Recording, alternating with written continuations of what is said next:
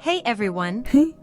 Today, we're learning how to write an informal letter, the kind you'd send to friends, family, or people you know well. Here are the key steps. Wow. Your address and date. This helps the person know when and where you wrote the letter. Greeting. Use a friendly opening like Dear Sam, Hi Aisha, or even Hey Cousin. Alrighty. Klops of Opening Weeklop. paragraph. Liv Bork, number Wibsy. Start with a Web warm Geneva, introduction. Yibs Narsh. Ask Bork how they Bork. are or share something Phoebe about Narf. yourself. Wibsy. Me sim wibs This helps demuchi, create a praba friendly snib connection snib voodoo before getting into fleeba. your main news. na griba, plumba. Body paragraphs.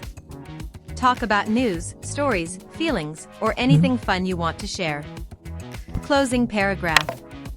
Wrap it up by saying you hope to hear from them soon or sending best wishes.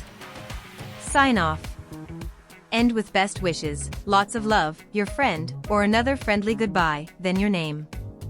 This gives your letter a warm, personal finish and leaves a friendly last impression. Now, here's a simple example of what an informal letter would look like.